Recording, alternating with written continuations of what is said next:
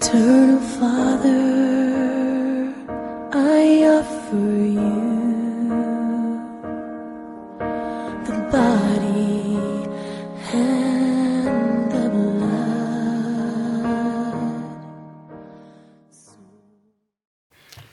Basi ni asubuhi ingine tena ambayo Mungu ameandaa tena tukapate kuwasiliana nawe moja kwa moja kupitia runinga ya Lulu TV. Ni asubuhi ya Jumapili na Mungu tayari amenileta tena tukapate kuwasiliana nawe. Niposa ninakukaribisha ninapoanza ili ukapate kuchukua nafasi ili tukapate kujifunza pamoja, na baadaye nitakapomaliza tutapata nafasi tuombe pamoja, na najua Mungu atatenda jambo katika maisha yako. Niposa na kusi hata kama uko na shughuli ya Jumapili, labda unataka kutoka uende kanisani ama uko na shughuli ya siku ya leo, ninakusihi ya kwamba uchukue muda yako, kwa sababu niko hapa kwa muda mchache sana ili tukapate kusoma na kujifunza kutoka kwa andiko. Najua ya kwamba imeandikwa neno la Mungu li hai na linatenda. Niposa ukiwa una usikivu na umeketi kwa umakini ukapate kusikia neno, najua hata kama we ni mgonjwa utapona. Hata kama uko na shida, najua neno la Mungu litatatua hiyo shida, na Mungu atainuliwa, kwa sababu neno la Mungu ndiye Mungu alituma ili itukomboe na kututendea yale ambayo tunahitaji kutoka kwa Mungu. Jina yangu ninaitwa Askofu William Abol.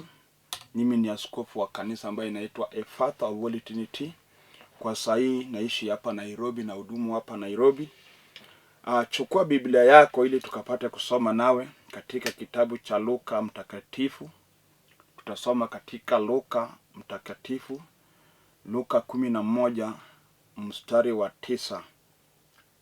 Tutasoma kutoka katika Luka 11 kuanzia mstari wa 9. Hapo ndio kunaye ujumbe yenye nataka kufunza asubuhi ya leo. Katika kitabu cha Luka 11 mstari wa 9 inasema ya kwamba, nami nawaambia, ombeni nanyi mtapewa, tafuteni nanyi mtaona, bisheni nanyi mtafunguliwa. Kwa kuwa kila aombaye hupokea, naye atafutaye huona, naye abishaye atafunguliwa. Hilo ndio jambo ama neno ambayo nimesoma na nataka kufundisha kupitia hiyo maandiko ambayo tumesoma. Leo nataka ninene kuhusu maombi na nguvu yenye maombi iko nayo, ama kile maombi inaweza ikatenda katika maisha mwenye naomba, ama maombi vile inaweza ikabomoa milima na inaweza hata kuponya magonjwa. Maombi inaweza okoa maisha ya binadamu kutoka katika minyororo ya shetani. Yesu siku moja akafundisha akasema ya kwamba kulikuwa na mtu ambaye alitembelewa na mgeni usiku, na huyu jamaa hakukuwa na chochote ya kukaribisha mgeni, na alikuwa na rafiki yake mwenye alikuwa, kulingana na maandiko, alikuwa na duka mahali anauza unga. Na mgeni alipoingia usiku akapata huyu rafiki yake hana chochote, ikabidi atoke aende kwa rafiki yake ili akapate kukopa unga ili akapate kupikia mgeni wake. Lakini kwa bahati mbaya alipofika kwa duka akapata mwenye duka amelala, kwa sababu ilikuwa ni usiku, na mwenye duka anasema alikuwa amechoka, akaenda kwa usingizi akalala. Huyu alipobisha, mwenye duka akamjibu akamwambia kwamba ndio unga niko nayo, lakini ni usiku, nimechoka na nimelala pamoja na watoto wangu, kuja asubuhi ndio nikupe kile unahitaji. Na Yesu anasema huyu mwenye alikuwa anataka kukopeshwa alisimama kwa mlango akakataa kwenda. Akasema ya kwamba huyu naye ako na kile inafaa inisaidie, na ako ndani ya nyumba hapa ndani, na kile inasababisha asinisaidie ni kwamba amechoka na analala. Lakini amekubali kunipa, lakini kwa sababu amelala ndio sababu ananiambia nikuje kesho. Yesu anasema huyu jamaa alikataa kurudi nyumbani. Akasimama kwa mlango, akibisha, akiomba, akisema, rafiki yangu nisaidie tu kwa sababu niko na mgeni na mgeni wangu atalala njaa usiponisaidia. Yesu anasema katika hiyo story ya kwamba hata kama huyu jamaa hakuwa anataka kumpatia, lakini kwa sababu ya bidii ya huyu jamaa, vile amesimama kwa mlango, huyu jamaa alisema hata nikikataa kumpea sitalala kwa sababu atanisumbua mpaka asubuhi. Heri nisimame nimpee ili nikuwe na amani nilale. Hivyo ndio vile Yesu alikuwa akifundisha kuhusu maombi. Mungu wetu yuko na kila kitu yenye tunahitaji kwa maisha yetu.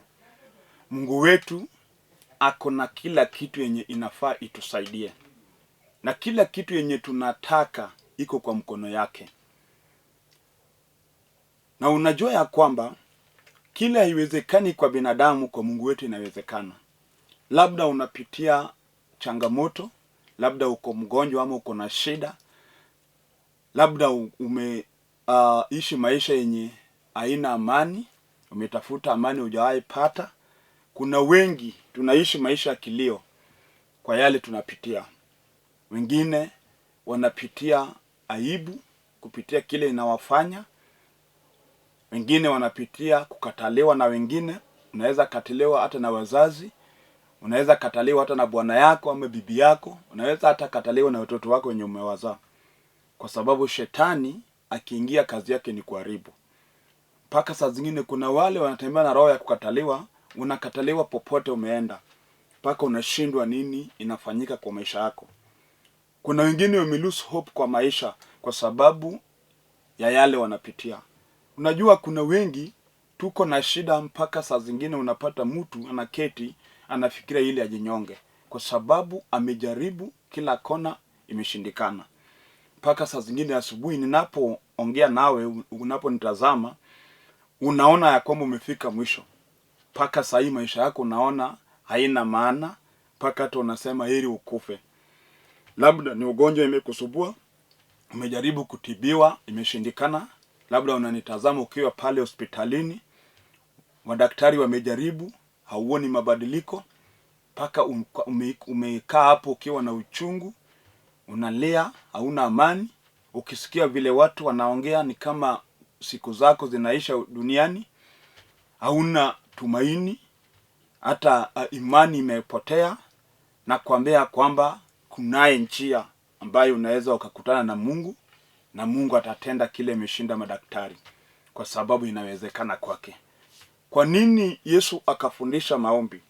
Hakuna vile mtu anaweza fikia Mungu bila maombi. Maombi ndio daraja peke yake yenye tunaweza tumia tufike naye kwa Mungu. Na tuna wengi wenye hata kama umeokoka, unaweza kuwa umeokoka lakini maombi imekuwa ni shida kwa maisha yako. Kuna vitu unahitaji Mungu atende, lakini wewe unimnyonge kwa maombi. Uwezi chukua muda wako ili ukapate nafasi ya kuomba. Kuomba ni kuongea na Mungu, mnaongea pamoja. Unaongea na Mungu, Mungu pia ataongea na wewe. So Yesu akasema na kwamba ombeni nanyi mtapewa. Inamaanisha ya kwamba tusipoomba hatutapata. Kuna wengi tunataka Mungu atutendee, lakini hatuna nafasi ya kuomba. Hatuchukui muda ya kuomba. Lakini tunataka Mungu atende jambo kwa maisha yetu. Tunataka Mungu atende jambo kwa familia yetu. Tunataka Mungu atende jambo kwa kazi ambayo tunafanya. Lakini hatuna muda wa maombi. Shetani siku hizi amekuja na tactics nyingi sana. Ameweka watu nakuwa busy mpaka hauna time hata ya kupata nafasi ya kupiga magoti na kuomba Mungu wako. Ndiposa jibu imekwama, watu wanaomba na kuna jibu yenye wanapokea. Mpaka saa zingine labda nikinena nawe asubuhi ya leo, roho yako tayari imeongea kwamba Mungu hayuko. Kwa sababu kuna kitu unatarajia Mungu atende na imekataa, haitendeki. Si ati Mungu hawezi tenda hilo jambo, lakini shida ni moja. Je, uko na nafasi ya kwenda mbele za Mungu kuomba?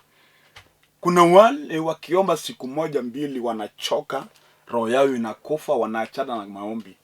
Maombi must be continuously. Ni kitu lazima iendelee kila siku, kila mara, kila saa. Mungu lazima aombwe, lazima aambiwe kile tunahitaji. Lazima tumuombe tukimshukuru, tukimuinua jina lake.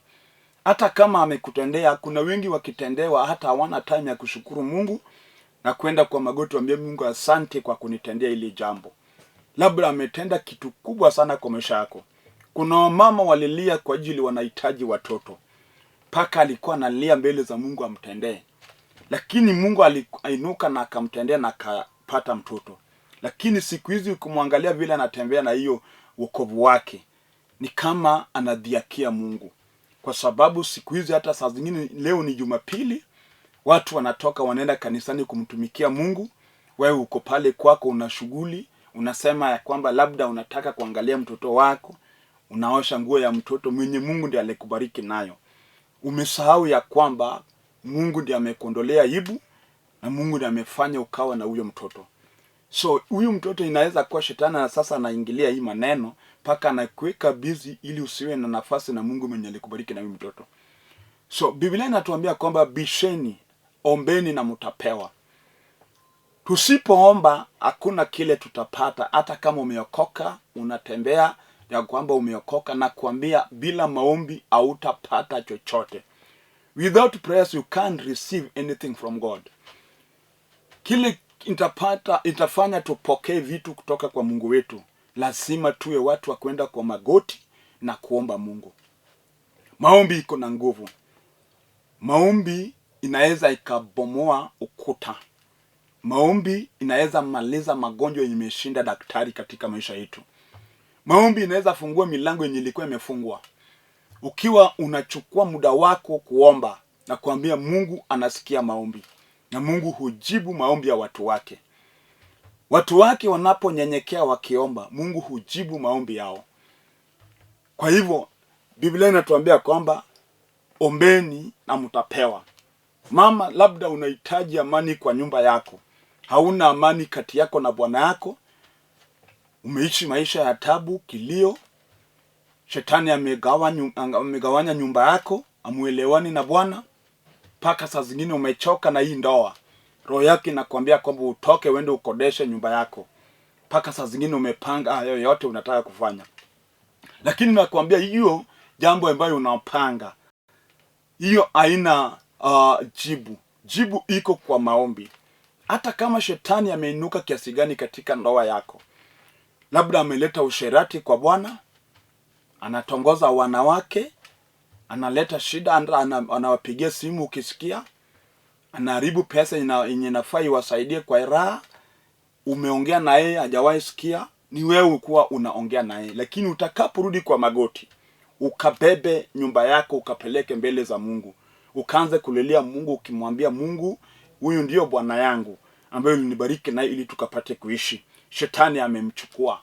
Maombi iko na nguvu na shetani anaogopa maombi. Kile tutashinda nayo shetani peke yake ni maombi. Si kuongea, si kutembea, bali ni kuomba. Unapoomba, ufalme wa giza wako mashakani. Hata kama wako kwa plan, wanapanga yale wanataka kukutendea, lakini wewe uko kwa magoti unaomba. Na kuambia hiyo maombi itavunja mipango yao. Hiyo maombi itaharibu kazi yote ya shetani katika maisha yako, katika ndoa yako. Hata kama wewe ni mfanyabiashara, unaona biashara yako inadidimia, biashara yako haendelee vizuri, na kuambia chukua hatua ya kuomba. Omba mpaka ufikie Mungu, kwa sababu Mungu yuko na ako tayari kutusikia. Omba. Lakini mwenye Mungu anasikia maombi yake ni mwenye ameokoka na amekubali Kristo kwa mkozi wa maisha yake. Juu imeandikwa katika kitabu cha Yohana 9 mstari wa 31 ya kwamba Mungu hasikii maombi ya wenye dhambi. Hata kama wewe unaomba lakini haujakubali Kristo ili akuokoe, na kuambia maombi yako ni kelele mbele za Mungu. Diposa tuna wengi pia wanaomba sana, lakini maombi yao haijibiwi kwa sababu kunaye dhambi bado wamejificha ndani.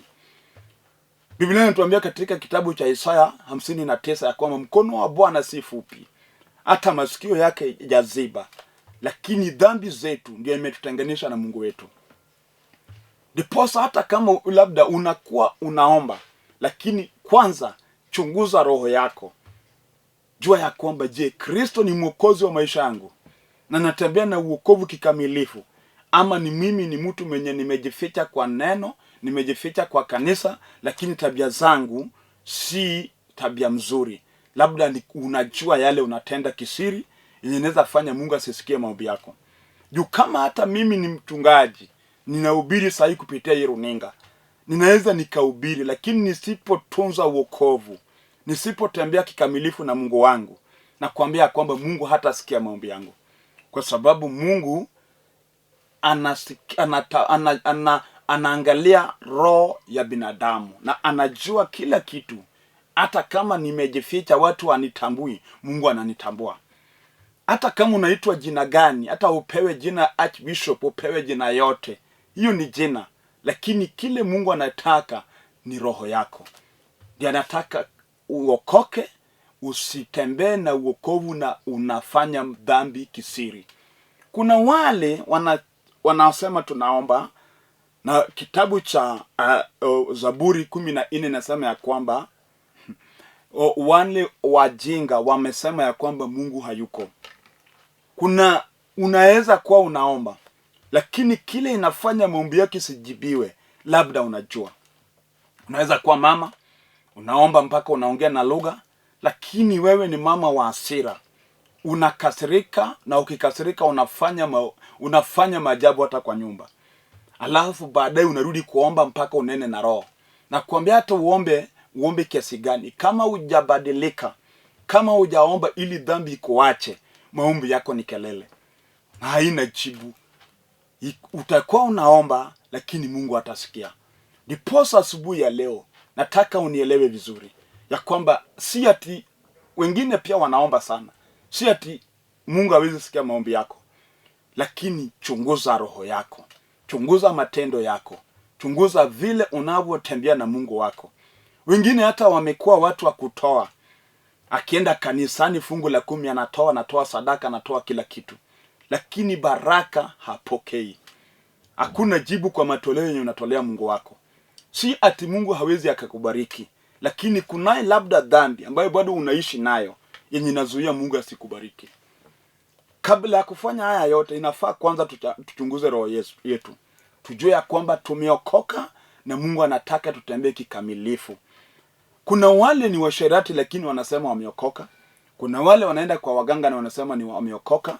Kuna wale wanafanya vitu tofauti ambayo ni maovu, lakini wanasimama madhabahu wakisema ya kwamba Yesu ni Bwana. Ndiyo utasema, watu watasema amen, watu watashangilia, watasema kila kitu, lakini Mungu mali yuko mbinguni anajua tabia zako. Anajua kile pastor wako hawezi akajua. Anajua kile leader wa kanisa yako hawezi jua. Anajua kile askofu wa kanisa wako hawezi jua, na Mungu anajua. Ndiposa kabla hujatenda chochote, chunguza roho yako. Kuna hata wachawi wenye pia wako kanisani wanaomba na ni wachawi. Watu wanalia kwa ajili yako, mara umeua huyu, mara umefanya huyu hivi, lakini kwa kanisa wewe ni namba 1. Ikiwa kwa kwaya, wewe ndio kwaya leader. Ikiwa kwa mama, wewe ndio women leader. Lakini matendo yako yenye unatenda usiku kama watu wakuoni ni ajabu sana. Na ukisimama mbele uinue mkono uanze kuomba, watu watasema wewe ndio unaomba. Ndiyo watu watakushukuru, watu watakinua, lakini Mungu anatazama roho yako. Kwa sababu Mungu hatazami nguo yenye mtu amevaa. Mungu hatazami sura. Mungu anatazama roho ya mtu. Ndiposa hata kama saa hii unanisikiza asubuhi, labda umeomba kwa muda na jibu haijakuja, ujiulize, je, ni nini inaweza fanya jibu ya maombi yangu isikuje? Utapata kwamba kunaye vile unatofautiana na Mungu wako. Biblia inatuambia kwamba mkono wa Bwana si fupi ili asituokoe, wala masikio hajaziba ili asisikie maombi yetu, lakini dhambi zetu ndiyo inatutanganisha na Mungu. Na inatakana ujue ya kwamba imeandikwa ya kwamba hakuna kigumu ambayo inaweza akashinda Mungu wetu. Hakuna. Hata shetani aseme nini, Mungu wetu akuna uwezo na mamlaka. Kile imeshinda waganga, Yesu Kristo mwana wa Mungu anaweza. Kile imeshinda masomo yako. Juu unaweza kuwa umesoma, uko na cheti na uko na kila kitu, lakini shetani amekuweka unafanya kazi yenye hata ni aibu kwako. Umejaribu kila kitu, haiwezekani. Mpaka sasa ume lose hope. Nakwambia, utakaporudia Mungu wako, utakapolilia Kristo Yesu akuokoe, utakapotengana na dhambi ili ukabaki kuwa mtu mkamilifu mbele ya Mungu, nakwambia Mungu atakubariki. Anainua chokora kutoka vumbini, anaweka wanakuwa na wafalme kwa meza. Huyu Mungu ambaye ninamhubiri. Wale walikuwa umedharauliwa, hawakuwa na sauti mbele ya wenzao, wanapopokea Kristo Yesu na kutembea na Kristo kikamilifu, Kristo anawainua na wanakuwa wa kutegemewa.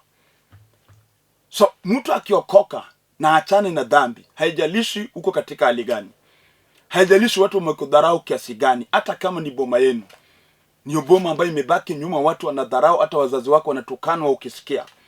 Utakapopokea Kristo, Kristo atakuweka kuwa mfalme na utainua hiyo boma kupitia maombi.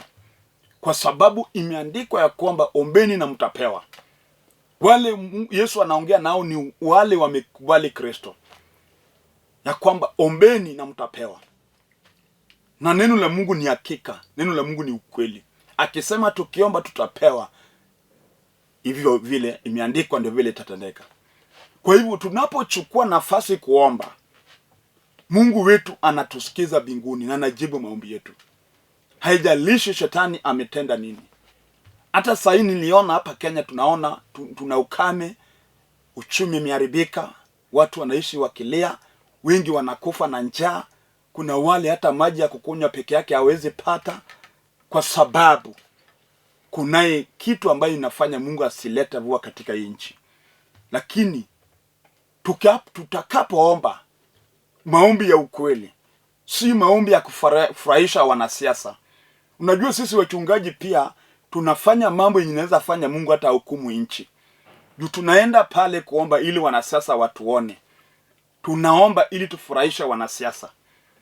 Lakini Mungu wetu si mwanasiasa. Ninapoomba, nimesimama, nimeinua mkono, tunaombea nchi, inafaa niombe maombi yenye inaambatana na maandiko, si ya kufurahisha mwanasiasa. Maombi yangu isiwe ya kutafuta sadaka kwa wanasiasa, juu Mungu atanihukumu. Lakini tutakapoomba maombi yenye Mungu anataka tuombe, hakuna kigumu yenye inaweza sinda Mungu kufutenda. Lakini sisi wenyewe tunaenda mbele za Mungu, tunadhani Mungu ni binadamu, tunafanya mambo yenye Mungu hajakubali, na tunasema ya kwamba tunaomba. Mungu imeandikwa, nimesoma katika Luka 11 mstari wa 9, ya kwamba ombeni na mtapewa, bisheni na mtafunguliwa, tafuteni na mtaona. Ya kwamba tunapobisha Mungu atafungua milango.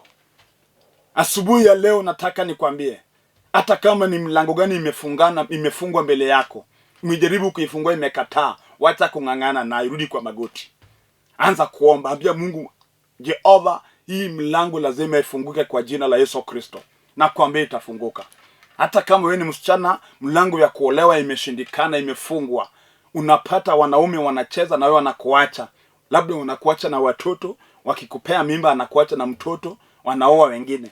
Paka umechoka. Labda sasa ninapohubiri, unaishi kwa nyumba yako na uko na watoto 3, kila mtoto na babake.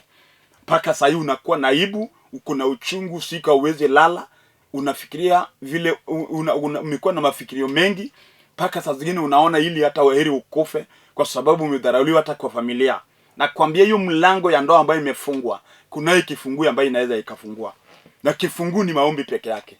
Ukirudi kwa maombi, urudi kwa magoti, uanze kulilia Mungu. Kunaye shida ama jambo ama neno ambayo inaweza fanya machozi ikatoke katika mtu, ukapate kutiririsha machozi. Unapolilia Mungu kwa kile inatendeka kwa maisha yako. Mungu wetu anaweza, ako na nguvu, anaweza akatenda.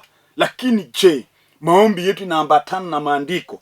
ama tunaomba ili watu watutazame. Yesu akaongea katika kitabu cha Mathayo 6, akasema tusitende matendo yetu mazuri mbele ya binadamu ili watusifu.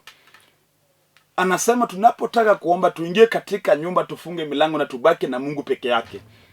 So nakwambia kwamba Mungu anaweza. Anatuambia kwamba ombeni na mtapewa. Asubuhi ya leo, haijalishi ni nini unahitaji kutoka kwa Mungu wetu, yote inawezekana. Ijapokuwa nimeongea mambo mawili, ninapotaka kuomba, nichunguze roho yangu, nijue ya kwamba je, nimeokoka? Kwa sababu Mungu alituma Kristo Yesu, na Yesu akakuja akalipa gharama kubwa sana na damu yake na mwili yake na maisha yake ili nikapate kuokoka. Hii wokovu yenye tunaongea haikukuja kwa raha. Tena siku yenye Yesu alikuwa akileta wokovu ilikuwa ni vita. Biblia inatuambia kwamba kuanzia saa 6 mpaka saa 9 jioni kulikuwa na giza. Mungu akazima taa. Nchi ikabaki, dunia ikabaki kuwa na giza, kwa sababu alikuwa akibadilisha ufalme wa giza. Yesu alikuwa anachukua mamlaka juu ya mapepo. Alikuwa anachukua mamlaka juu ya magonjwa. Alikuwa anachukua mamlaka juu ya mauti. Na ikafanya Mungu akazima taa na ulimwengu yote ikawa na giza. Haikuwa mchezo. Kwa hivyo unapookoka, okoka ya ukweli na Mungu atasikia maombi yako. Hata asubuhi ya leo nataka niombe na kila mtu ambaye ananitazama asubuhi ya leo. Haijalishi kile unapitia, lakini najua Mungu wetu anasikia maombi na anajibu maombi ya watu wake. Haijalishi hata kama ulirogwa na mganga, mpaka saa zingine ukitembea unasikia wengine wanaongea na wewe. Kuna wale wakilala usiku wanaota ndoto chafu sana. Wengine wananyongwa na mapepo wanapolala. Wengine watu pepo wanazini nao wanapolala. Mpaka unashindwa nini mbaya. Wewe ni mama, unapoenda kulala mapepo wanazini nawe. Umechoka na kile inatendeka kwa maisha yako. Leo kubali, kwa sababu Kristo yuko mwenye alijitolea ili akukomboe kutoka minyororo yote ya shetani, na inawezekana. Unapoamini inawezekana. Haijalishi umeitwa majina gani. Hizo jina zote Yesu anaweza ikafagia. Anaweza fagia yote ili ukapate jina yenye inafaa na maisha yako. Asubuhi ya leo nataka niombe nawe. Haijalishi hata kama umefungwa gerezani, amini tu Yesu anaweza. Hata kama uko hospitalini, amini Yesu anaweza. Hata kama shetani amekufunga, wewe ni mwanaume, ukioa bibi na anatoroka, mpaka umeshindwa utaishi aje? Nakwambia amini. Tutakapoomba nawe, maombi iko na nguvu. Maombi inaweza kile pesa haiwezi. Labda uko na pesa na pesa ikusaidii. Kuna wale wako na pesa na hata hawana amani. Hawezi lala, hawezi kula, ako na stress na pesa iko. Nakwambia pesa imepungukiwa. Pokea Kristo Yesu asubuhi ya leo, uone ile amani yenye Yesu atakupea kwa maisha yako. Ndiposa nataka kila mmoja unaponitazama, tunataka kwenda mbele za Mungu tukapate kuomba. Ijapokuwa hata kama ulisoma na uko na certificates, unatafuta kazi hujapata, tunapoenda kuomba, please chukua hizo certificate kwa mkono yako, ukaizilete mbele za Mungu. Ambia Mungu, hizi ndio nilipata shuleni na hizi ndio inafaa nilishe, inafaa niishi maisha yenye inaonyesha kwamba nilisoma.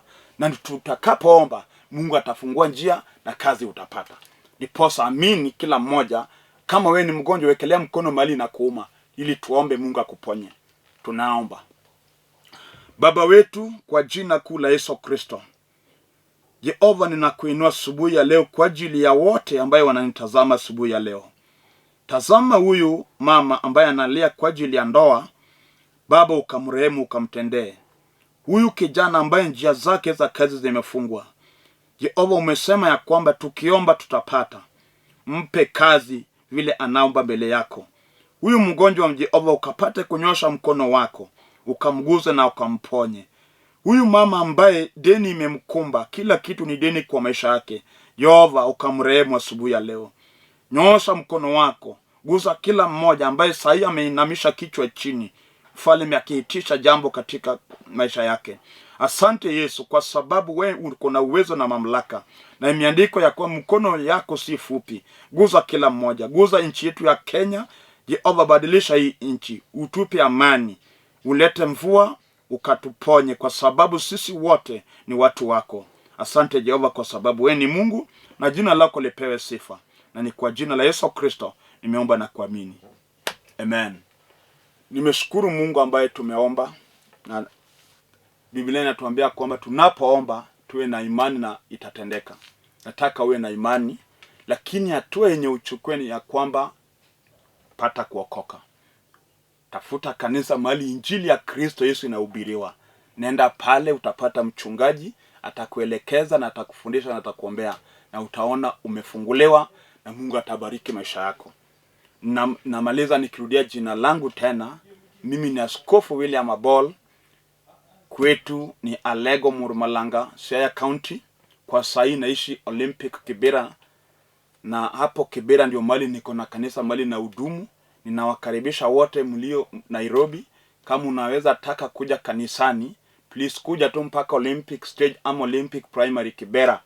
Namba zangu za simu ziko kwa screen hapa, piga, nitakuelekeza vile utafika kanisani na tutaomba pamoja. Ukiwa Dandora ama Kawili tuko na branches pale, ukipiga nitaku-connect na wachungaji wako pale, watakusaidia.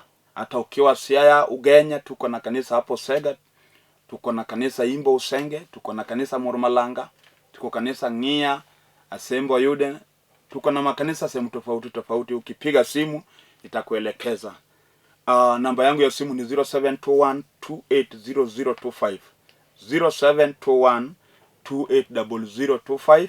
Airtel number ni 0782495083. Hizo namba zote chukua kwa screen, piga simu kwa wakati yako tuongee. Mungu awabariki mpaka Jumapili ijayo. Shalom.